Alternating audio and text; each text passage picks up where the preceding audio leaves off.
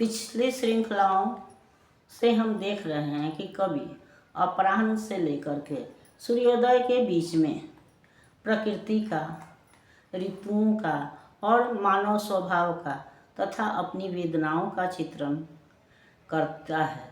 और करते करते या अपने दुख में डूबे अपने पिछले दिनों को याद करते करते अब धीरे धीरे सूर्योदय हो रहा है। उसके मन में भी नई ऊर्जा का, नई आशा का संचार हो रहा है और वह अब अपने साथी से या वह खुद यह समझ चुका है कि जब हमको इस संसार में रहना है, इस समाज में रहना है, तो सामाजिक नियमों को भी मानना पड़ेगा। यो अंत में कहता है कि जब जैसे जग रहता आया है वैसे हमको रहना पड़ेगा। यानी इस दुनिया में जिस तरह से सारे लोग रहते हैं उस तरह से हमको भी रहना पड़ेगा। और हम यह जान रहे हैं कि इस दुनिया में कोई भी स्वतंत्र नहीं है। इस सृष्टि का प्रत्येक जीव जंतु, चांद तारे तक, ऋतुएं सभी किसी नियम के अधीन चलती हैं। मनुष्य सामाजिक नियमों के अनुसार चलता है तो सूर्य चांद जो है वह प्राकृतिक नियमों के अधीन चलते हैं। ऐसा नहीं है कि सूर्य पूरब के बदले में दक्षिण से उग करके उत्तर में डूब जाए। वह पूरब में उग के पश्चिम में ही सदा से उगता आया है, डूबता आया है, तो उसी तरह से डूबता रहेगा, उगता रहेगा। इसी तरह चंद्रमा जो है वह पूर्णिमा के दिन पूरा और अमावस्या के दिन समाप्त रहता है। तो यह जो परंपरा है, यह जो नियम है वह सदियों से चलता आया है। ऋतुएं भी हैं तो गर्मी के बाद से बरसात आती है। ऐसा नहीं है गर्मी के बाद से सीधे जाड़ा आ जाता है या जाड़ा के बाद से बरसात आ जाती है, लेकिन बल्कि सब एक नियम के अंतर्गत चलते हैं। तो हम फिर उससे अलग कैसे हो सकते हैं? हमको भी सामाजिक बंधनों के अनुसार, सामाजिक नियमों के अनुसार या इस संसार में जैसे अन्य लोग रहते आए हैं उस तरह से हमको रहना पड़ेगा। इस संसार में रह करके भले मन से हम उससे अलग हों, लेकिन व्यवहारिक रूप में तो हमको समाज के साथ चलना ही पड़ेगा। यह दुनिया क्योंकि हम अकेले नहीं रह सकते। सुख में, दुख में, हर परिस्थिति में हमको समाज की आवश्यकता होती है। इसलिए हमको सामाजिक नियमों को मानना पड़ता है। और यही बात कवि जो है वह अपने साथी को समझाते हुए कह रहा है। साथी, सब कुछ सहना होगा, मानव पर जगती का शासन, जगती पर संस्कृति का बंधन, संस्कृति को भी और किसी के प्रतिबंधों में रहना होगा। साथ ही सब कुछ सहना होगा।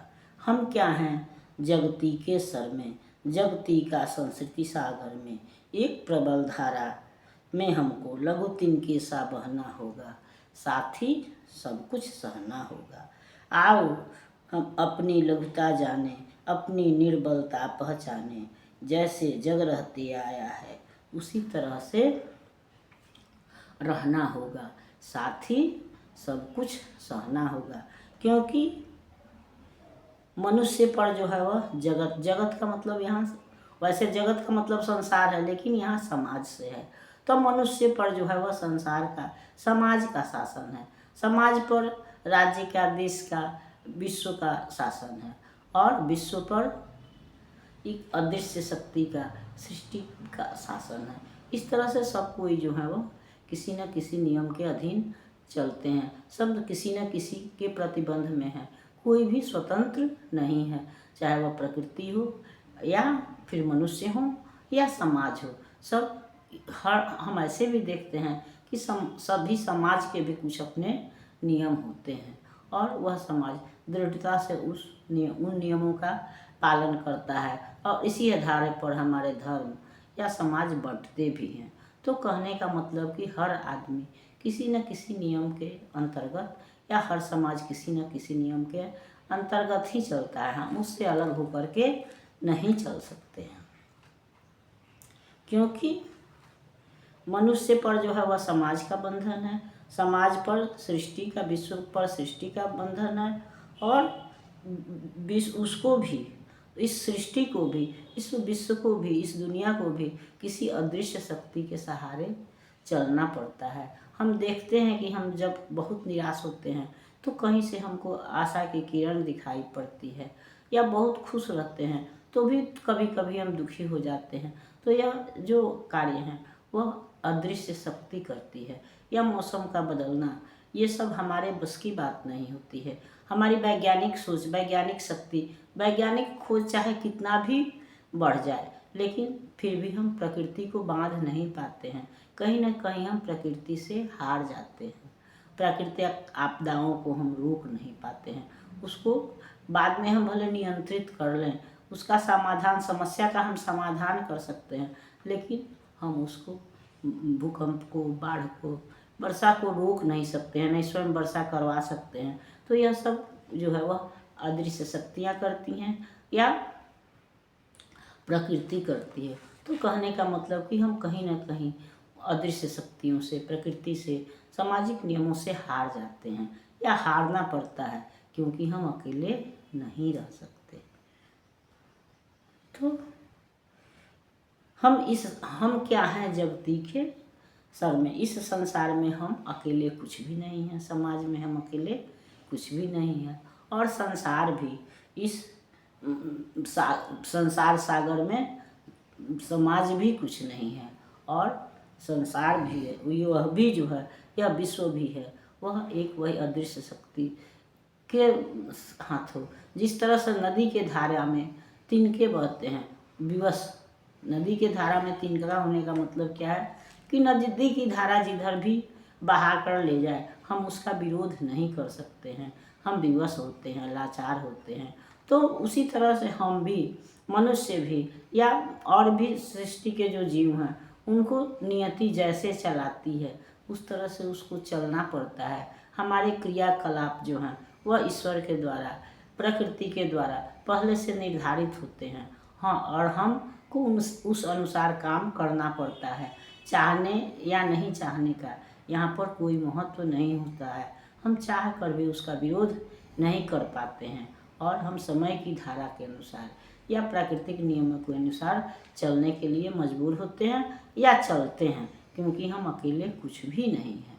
तो हमको अब अपनी इस शक्ति को पहचान लेना है कि हम क्या हैं, हमारी इस दुनिया में हमारी शक्ति क्या है, या हमारा महत्व क्या है, हम क्या कर सकते हैं इस संसार में। हमारा महत्व एक तिनके के समान है। हमारे जैसे कितने लोग आते हैं और जाते हैं, हर साल लोग पैदा होते हैं और मरते हैं, लेकिन उसमें कुछ लोग जो हैं वह अपने को अमर बना लेते हैं, और नहीं तो साधारणतः तो लोग आते ही जाते रहते हैं। उनकी कोई विशेष भूमिका इस संसार में नहीं होती है।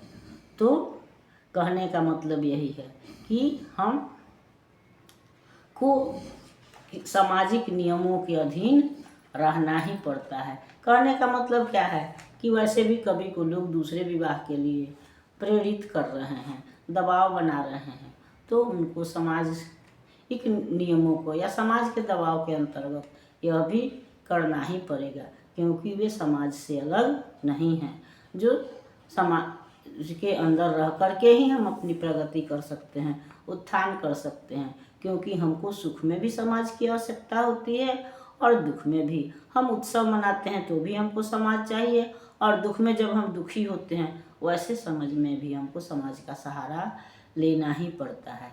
तो कहने का मतलब कि इसलिए जैसे यह दुनिया आज तक चलती आई है उसी तरह से हमको भी चलना होगा। सुख को, दुख को, अपने व्यक्तिगत सुख दुख को भुला करके समाज के अनुसार चलना होगा, सामाजिक नियमों को मानना होगा, तभी हमारी प्रगति है या हमारा अस्तित्व है।